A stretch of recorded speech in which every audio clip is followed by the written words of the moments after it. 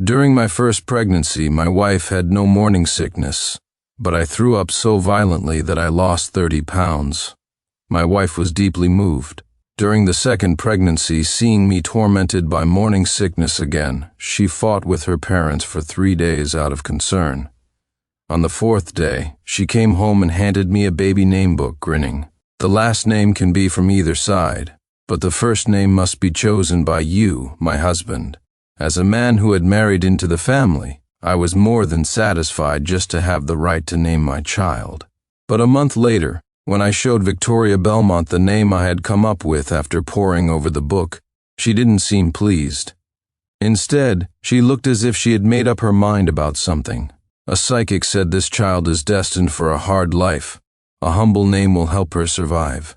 In my opinion, calling her Expecta would be just fine.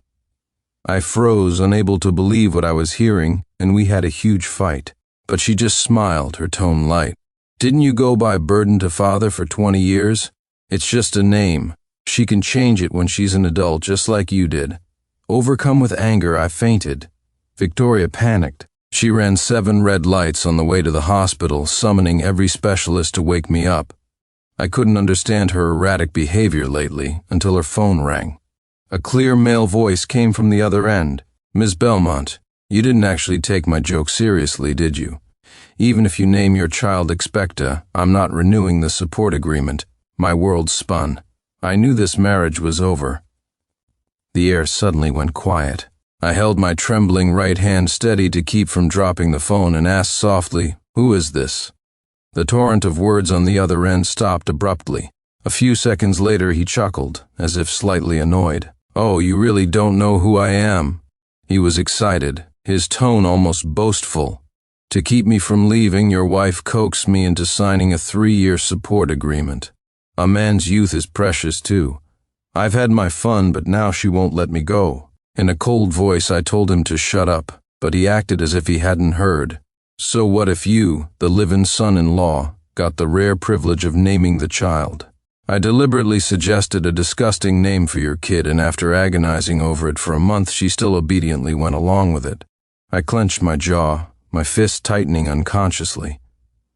So the psychic was just an excuse. It wasn't enough for Victoria to reopen my old wounds.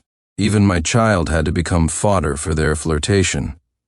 Noticing my silence, Ethan Shaw let out a soft and then laughed maliciously. "Hey, why aren't you talking?" Could it be he drew out the words? I hit a nerve. My breath hitched. I looked down stiffly at the phone in my hand, which I had hung up without thinking. My vision blurred instantly. In front of my wife's lover, the composure and dignity I had fought so hard to maintain shattered in that instant. Just then, there was a light knock on the door. 5 seconds later, Victoria pushed the door open. Seeing my tear-streaked face, she rushed to the bedside. "Sincere, are you feeling unwell somewhere else? We'll call a doctor right away." I frantically deleted the call history. Victoria placed her palm on my forehead and relaxed when she found my temperature was normal. Seeing me holding her phone, she even teased, "You've checked my phone inside and out 1,000 times. Still worried?" We had been dating for 6 months and married for 3 years. All of Victoria's passwords were my birthday. So we had an unspoken understanding about this little game of checking each other's phones. But this time, I lowered my head in silence to hide my bitterness. I had checked it 1,000 times, and the phone was always spotless. This man, Ethan Shaw, was hidden very well by Victoria. So well that I never realized that on our wedding day, as she was vowing her eternal love to me, she was also figuring out how to get another man to sign a support agreement. So well that for these past 3 years I remained lost in the sweetness of our love. So much so that when I learned the truth this way, my first reaction was, "This can't be real, can it?" Seeing I was still unhappy, Victoria pouted and leaned in to kiss me. I pushed her away instinctively and couldn't help but lean over the side of the bed to dry heave. Victoria patted my back sympathetically, then took my hand and placed it on the slight curve of her belly, saying in a mock stern voice, "Expecta, remember to thank Daddy with Mommy, okay? Thank you, Daddy, for taking the morning sickness for Mommy." I looked at Victoria in disbelief. We had fought so much over this name that I ended up in the hospital, and she still wouldn't give it up? Did she love Ethan that much? The baby in her womb seemed to stir, as if warmed by the heat of our palms. Feeling the baby's response, I slowly unclenched my fists. I fought back the tears welling in my eyes and asked softly, was the name I chose not good enough? My mother named me Burden to Father because she thought I was a burden. You know how much I was ridiculed for it growing up. I don't want my child to... Enough, Victoria snapped. Will you ever stop? You've brought up that name 1,000 times. If you're not sick of it, I am. Seeing her impatience, I felt a daze come over me. Because I couldn't breastfeed as a baby, it cost a lot of extra money. So my mother saw me as a debt collector, a burden to my father. I never told anyone about this because of my insecurity. The only exception was Victoria. Perhaps it was because of her time studying abroad, but her love was bold and passionate. So passionate that I didn't even have the courage to accept it. When she confessed her feelings for me yet again, I threw caution to the wind and laid my vulnerabilities and wounds bare to her. But she didn't leave. Instead, she gave me a gentle, careful hug. The day we made it official, Victoria went with me to change my name.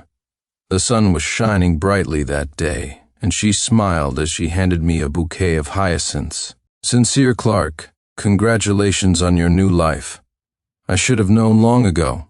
A lifetime is a long time. When the love fades, the scars that were once so carefully protected are destined to be torn open again and again. Seeing my stunned expression, Victoria paused and softened her tone slightly. Sincere, you two are different. The psychic said this child will have a difficult life. Calling her Expecta is to keep fate from taking notice. It's better to be safe than sorry in these matters. Are you really going to gamble with your child's entire life? Victoria cajoled me with endless patience, emotionally blackmailing me with words that were practically a curse on our child. All for that support agreement with Ethan Shaw. I felt my warm heart slowly turn as cold as my hands. Just then, Victoria's phone rang again. Seeing the caller ID, her expression softened instantly, and she started to walk out. A knot formed in my stomach. I grabbed her arm, my voice trembling. Victoria Belmont, if you insist on naming my child Expecta, then you might as well not have her. Or, you give birth, we divorce, and I'll raise her. I meant it. It was also the last chance I was giving her. You could hear a pin drop in the hospital room. The only sound the insistent ringing of the phone. I held my breath, waiting for her reaction. Victoria stared blankly for 2 seconds, then couldn't help but chuckle. Sincere, don't be dramatic. My parents are waiting to hold their second grandchild, and Nina is waiting to be a big sister. She smoothed the frown lines on my forehead with a look of concern, her tone very serious. You don't have to worry about a thing. Just trust me. My hand slowly loosened its grip. I numbly watched Victoria's retreating back as she hurried away. Perhaps because she was so loved, Victoria hadn't suffered at all during either pregnancy. That's why she practically flew out the door without a single thought for my discomfort. If she had just turned around, she would have seen the fine beads of sweat covering my pale face. But she didn't. I was discharged after 3 days of 4 glucose drips, as the doctor insisted I needed the nutrients from my constant vomiting. After leaving the hospital, I took a cab straight home. The fingerprint lock beeped success. I had just opened the door when I saw a man tossing my jade pendant up and down in his hands. My mind went blank. Before I could tell him to put it down, he caught the pendant with a frown and slammed it onto the floor. The jade shattered into pieces. He kicked the fragments aside, picked up a lilac-colored shard, and said cheerfully, "This kind of old-fashioned junk is embarrassing to wear out. We can have it ground into cufflinks. At least it'll be useful for something." Victoria was sitting on the sofa and chimed in indulgently, "Lilac cufflinks would go perfectly with your suit today." I stared at the pieces scattered all over the floor, frozen. This jade pendant was our family's heirloom. My grandfather, on the verge of starvation, had refused to sell it for food, eventually passing it down to me. But I had married into another family for love, leaving the Clark line with no heir. And now, even this pendant was shattered. I felt the blood rush to my head. I strode towards him and swung my fist. Victoria saw me, and her face went blank for 2 seconds before she shot up. My punch stopped abruptly, hitting the arm Victoria had raised to block it. Behind her, Ethan Shaw cried out, lifting her slightly reddened arm and blowing on it tenderly. "Miss Belmont, does it hurt?" Before Victoria could speak, Ethan prepared to kneel before me to apologize. "I'm sorry, Mr. Clark. I didn't know this cheap trinket was so important to you. If I had known, I would have picked something a little more expensive to break. Hit me, curse me, do whatever you want. Miss Belmont is pregnant. Why did you have to be so rough?" I turned and looked towards the bedroom. The boxes that once held gifts from Victoria to me had been ripped open, their contents scattered everywhere. I unconsciously took 2 steps back, trembling with rage. But Ethan, kneeling behind me, suddenly shrieked. Then, Victoria shoved me aside forcefully. Ethan was kneeling on the floor, clutching his hand.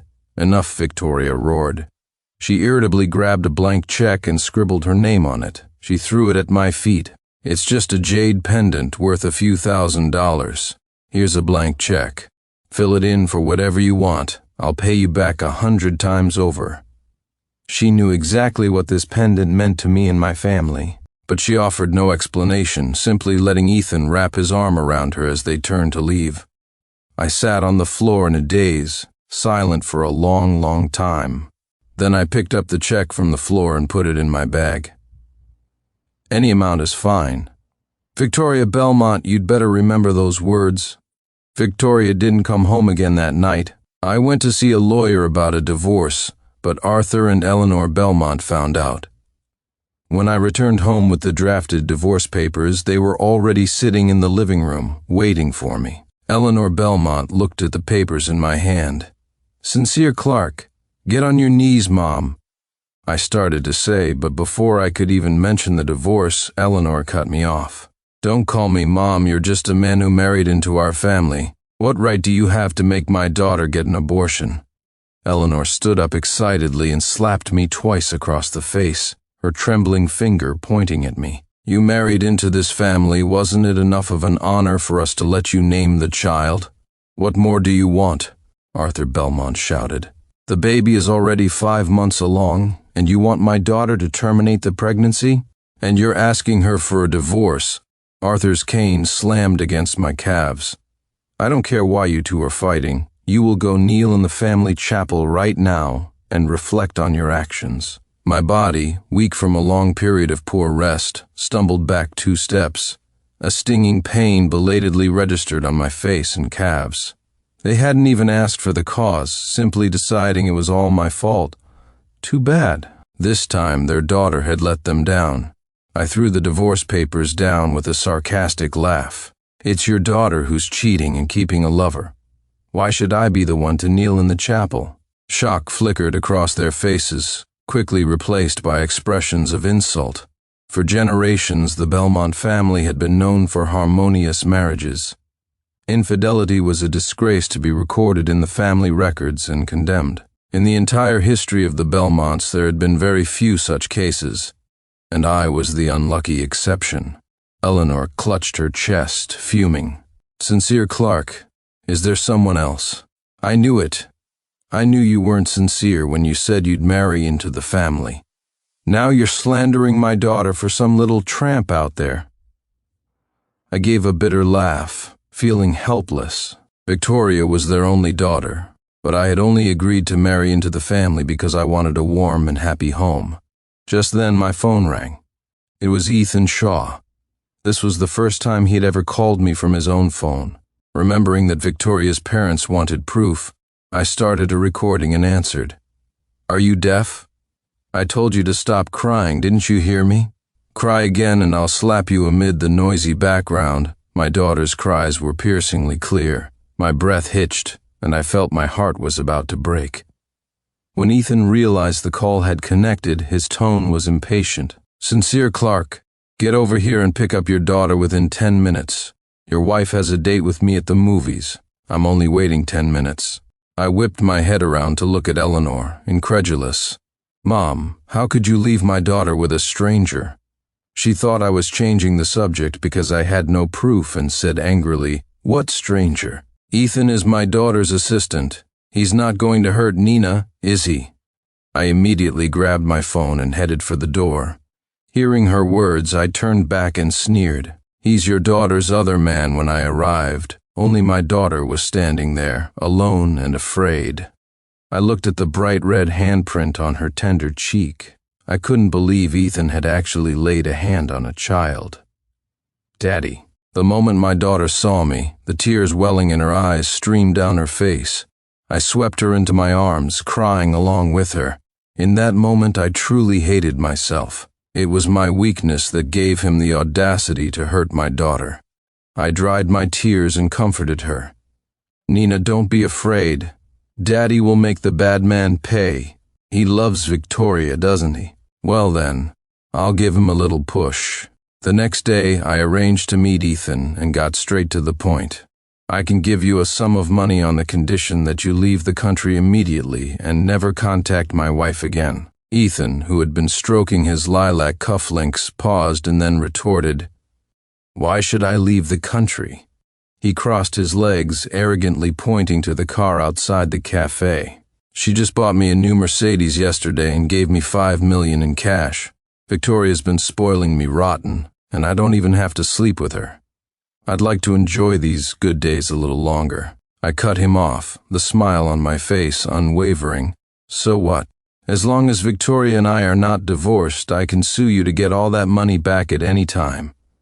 Ethan uncrossed his legs, his smile slowly vanishing. "She's willing to spend money to make me happy. What business is it of yours?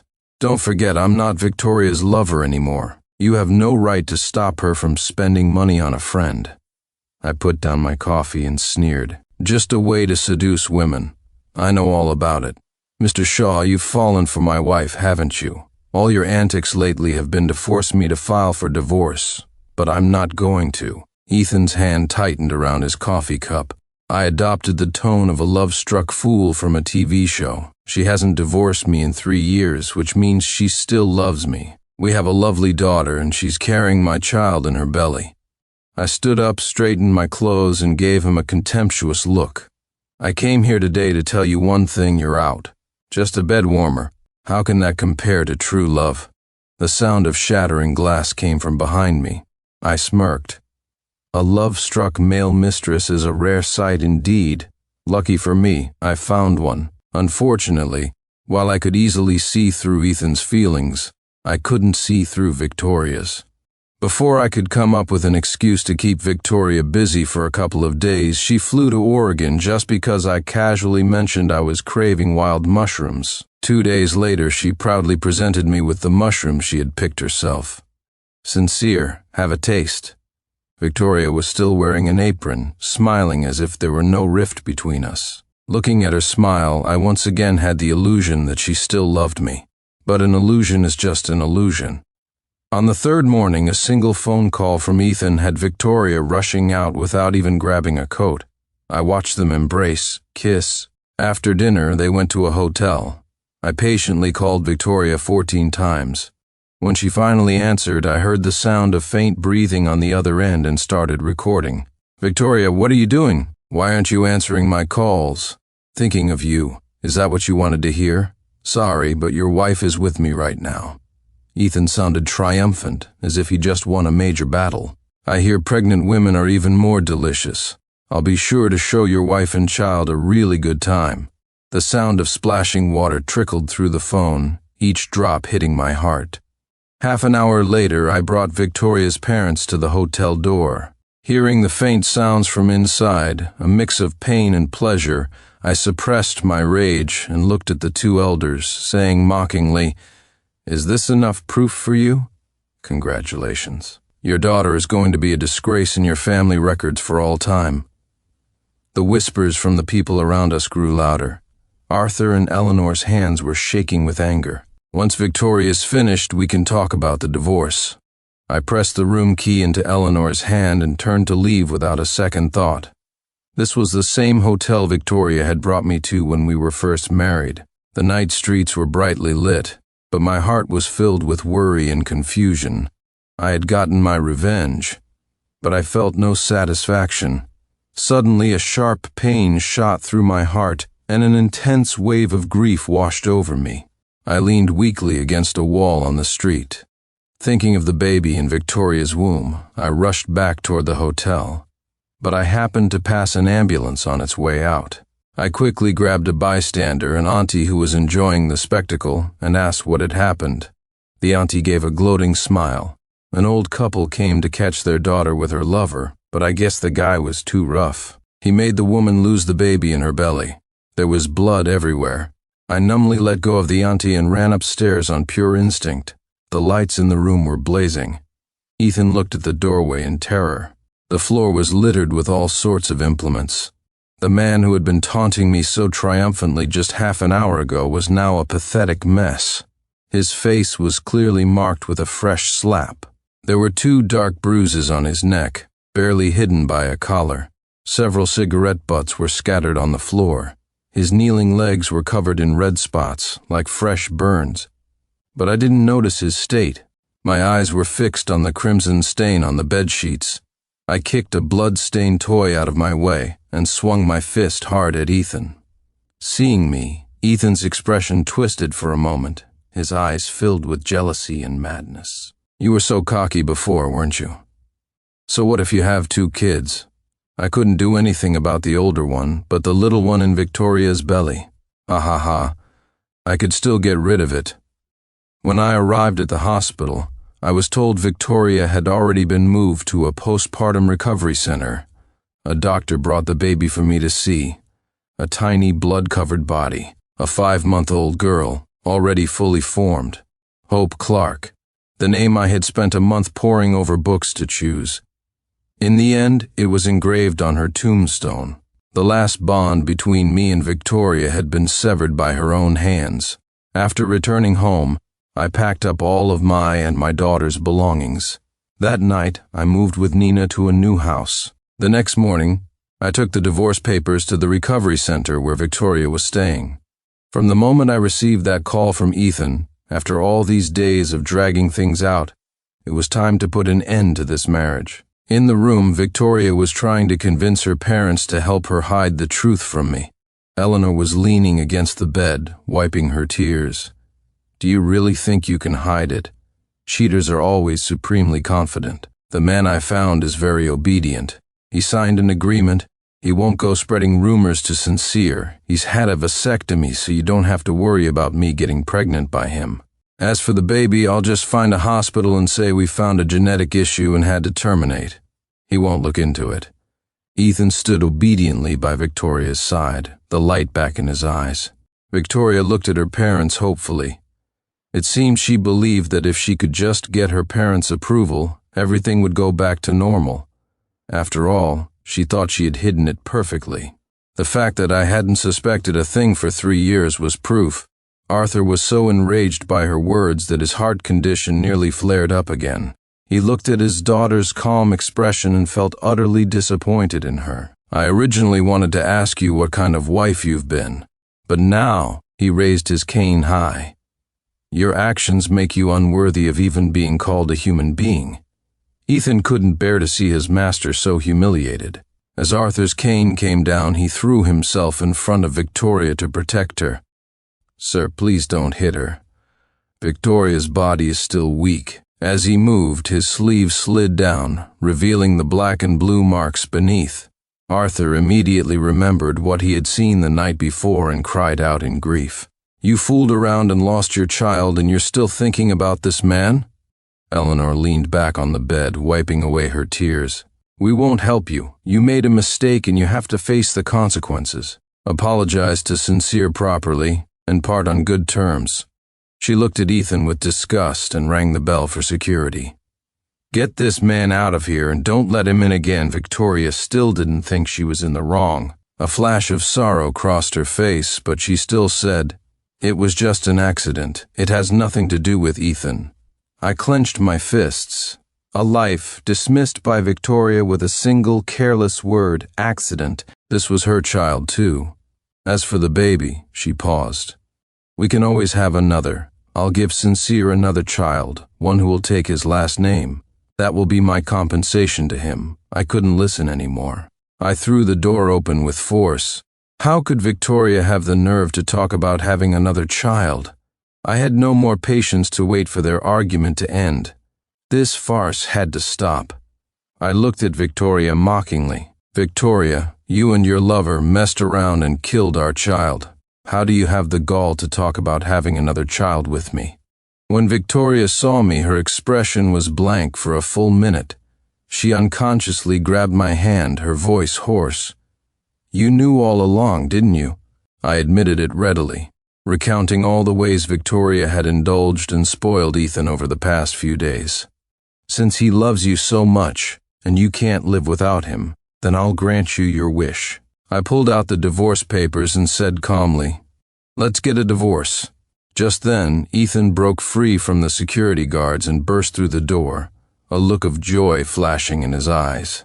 Victoria stared at the divorce papers as if she had been dealt a massive blow. After a long moment, she slowly raised her head, looked at Ethan, but asked me, Ethan said I can't live without him? That I bought him a car and gave him $5 million in cash?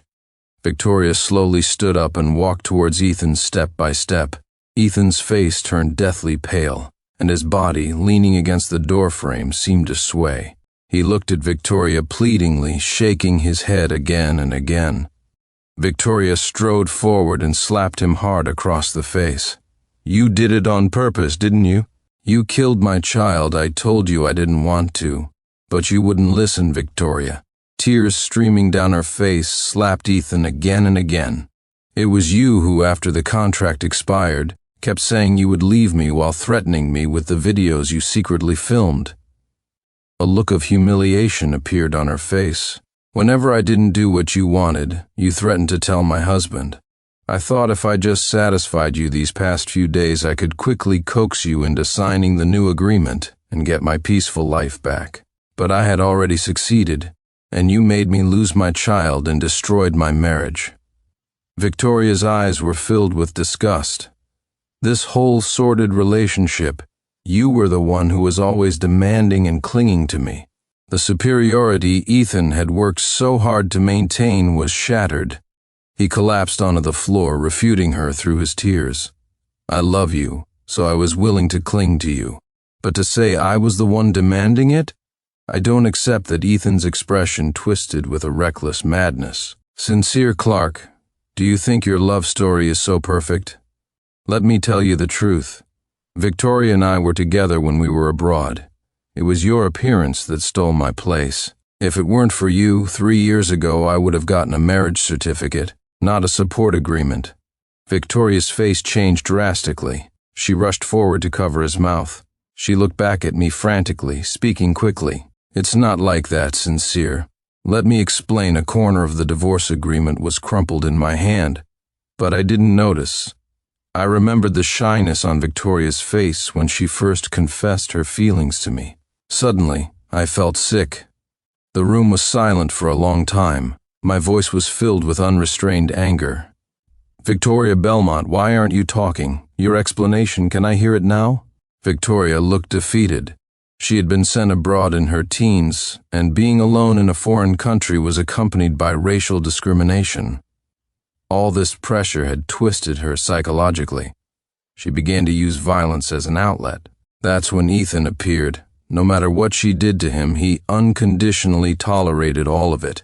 Ethan's tears became her best comfort. Only when he was in pain or begging her would she find a moment of happiness. But how could she admit any of this to her parents, to her husband? Eleanor looked like she was about to faint.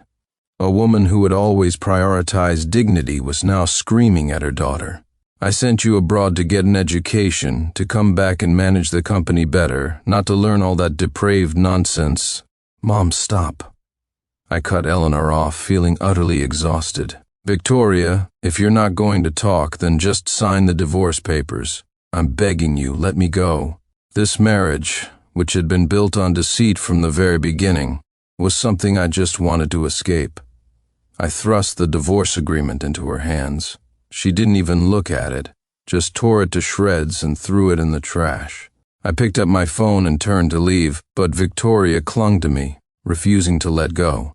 She pleaded, "Sincere, I don't want a divorce. I never admitted Ethan was my boyfriend. It was all his one-sided fantasy. I couldn't take it anymore." I slapped her hard across the face. Victoria said nothing, didn't dodge or flinch, still refusing to let go. Slap, slap, slap. Slap, slap, slap, slap, slap. Only when my hand was numb did Victoria's grip slowly loosen. Her face was swollen, but she still said gently, "Sincere, I know you're angry right now. It's okay. I'll wait for you to calm down." I felt very calm. Before I left, I saw Ethan still standing there, staring dazedly at Victoria. A nameless fire ignited in my heart, as if I were the villainous side character tearing the main couple apart. While waiting at a red light, I sent the support agreement to my lawyer. The next day, I sued Ethan. I demanded the return of all the money Victoria had spent on him during our marriage. Ethan called me a dozen times. I didn't answer a single one. I took a rare, leisurely sip of tea and felt the malice in my heart lessen slightly. Why should he get to recklessly destroy my life and hurt my children, only to lose nothing but love in the end? Victoria was hateful, but he wasn't going to get away with it either. Ethan somehow found out my new address. As I was pulling into the underground garage, he suddenly darted out from the side and stood in front of my car. I slammed on the brakes, breaking out in a cold sweat. Ethan clung to my car window, preventing me from leaving. He lifted his shirt, revealing a chest covered in scars of all sizes. I didn't show up for 3 years because I was recovering from my injuries every day. The tenderness and care you enjoyed from Victoria were only possible because she vented all her stress on me.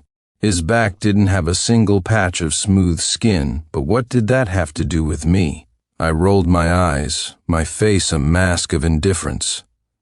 "What's the point of telling me all this? Are you hoping I'll acknowledge your sacrifice, or trying to make me feel guilty?" "Sorry, but I just think you brought it all on yourself." Ethan opened his mouth to speak. "I'm a victim too." I cut him off in disgust. "You were the one chasing her. What do you have to complain about? I don't want to know anything about your love-hate drama with Victoria. I just want back the house she bought you and the monthly support payment of $1 million. If you don't have the money, go find it. Don't delay my divorce settlement."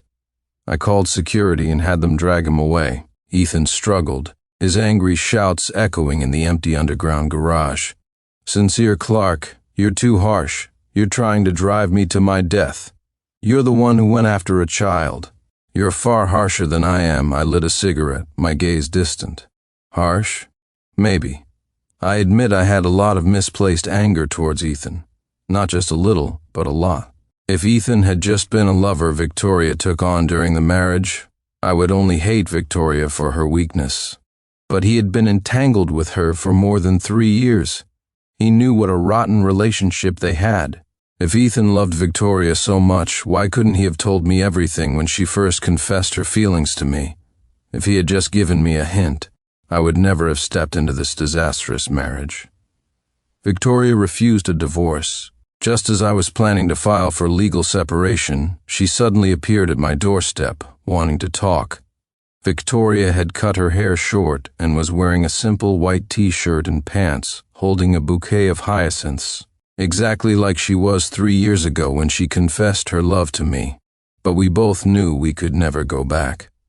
Victoria offered the flowers to me. I didn't take them. Her voice was incredibly hoarse. She forced a smile, but her hand stubbornly remained in the air. "Sincere, don't be like this. If we have to part ways in the end, let this bouquet be my gift to you for your new life, okay?" I didn't want to waste time. I took the flowers and stepped aside to let her in. "You'd better be here to talk about the divorce." Victoria took a medical report out of her bag and looked at me appeasingly. "Sincere, Ethan hurt our child. I took him to have a procedure. He can never have children now. Are you satisfied with this result?" I looked at her coldly. "So what if Ethan died? Would my child come back?" Victoria's smile froze, and her hands slowly fell to her sides. She sat nervously in the living room and began to tell me about her experiences abroad, Finally, she concluded with red eyes. I really don't love Ethan. The only one I've ever loved is you. I laughed in disbelief and retorted, You say you love me, so why didn't you break it off with Ethan when you came back? Victoria's hands clenched the cup as she tried to defend herself. I was afraid I wouldn't be able to control myself and would hurt you. I didn't want you to get hurt. She bit her lip but still said it. Ethan was just a tool for me to vent my frustrations.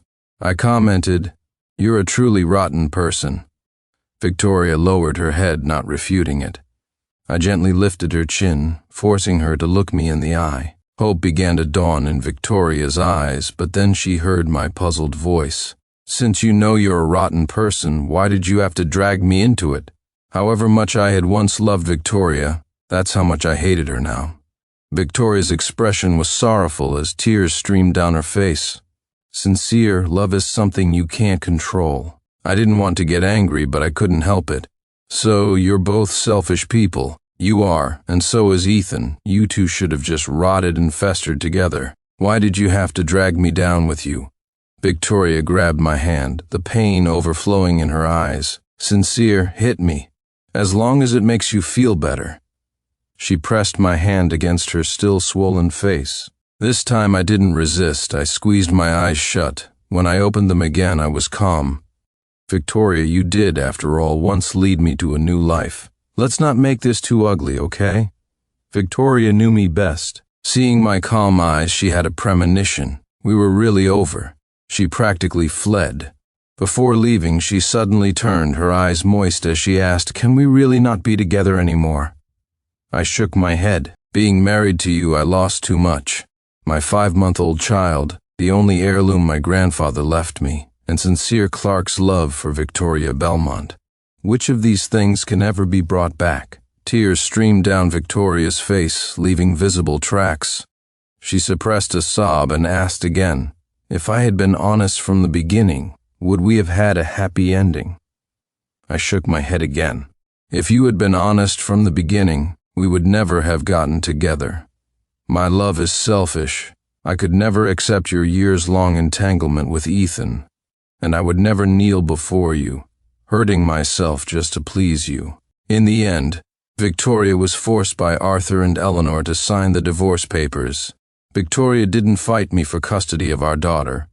As she signed the papers, she hesitated. If you're about to say something that will make me unhappy, then just shut your mouth. But Victoria put down the pen and said it anyway. Sincere, the things I gave to Ethan. Please don't pursue it, I sneered.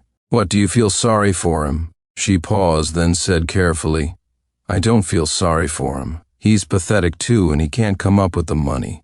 This money is nothing to you. Can't you just let it go? That familiar feeling of disgust washed over me again. I said stubbornly, And what if I insist? Victoria didn't speak, but her pause and silence were enough for me to guess the truth. I took the blank check Victoria had thrown at me from my bag and gave her 2 options. Since you don't feel sorry for Ethan, then don't meddle. I won't take a penny more than what I'm owed. But if you insist on getting involved, then it depends on how much compensation you think Ethan deserves. She hesitated for a moment, then picked up the check. I gave a slight, bitter smile. Every moment of Victoria's hesitation was proof of how absurd our marriage had been. She said she had no feelings for Ethan. She was probably the only one who believed that. Victoria pushed the check towards me. Sincere, I'm sorry. This is extra compensation for you. I glanced at it. It was almost all the liquid cash Victoria had access to. Arthur and Eleanor watched all of this with cold eyes, offering no opinion. Only as I was leaving did Eleanor tell me to bring my daughter back to visit them often. I learned much later that the very next day, Arthur and Eleanor had their wills drawn up. They left their entire fortune to my daughter, Nina, without leaving a single cent for Victoria. I moved with my daughter to a new city, thinking I would never have anything to do with Victoria again. But I never expected that Ethan would have the nerve to seek me out. Other than the dark stubble on his face, he looked completely fine. It was clear Victoria was taking good care of him. Ethan looked at me, his eyes full of resentment. Our bodies are so compatible, so why doesn't she love me? Even though you're divorced, she'll always have a place for you in her heart. Hilarious. Was the space in Victoria's heart some prime real estate that everyone wanted a piece of? I stirred my coffee, looking with disgust at Ethan, lost in his own thoughts. Love, love, love. That's all he knew. Probably only he and Victoria thought there was no love between them. Where the money is, that's where the love is. Victoria had given him her all. I didn't believe for a second that Victoria didn't love Ethan, but I would never tell him that. It was best for those two scumbags to be locked together forever, so they wouldn't go around hurting anyone else. Ethan had his luxurious lifestyle, but he could never have love. I thought, almost maliciously, it would only soothe my own aggrieved heart if Victoria and Ethan were trapped in their dramatic love-hate hell for the rest of their lives. At that thought, I drained my coffee and said with a smile, "You still haven't been promoted?" "Of course, just a bed warmer. How can that compare to true love?" Seeing Ethan's darkened face, I slapped my forehead in mock vexation. "Oh, sorry, I forgot you don't have that function anymore. My apologies."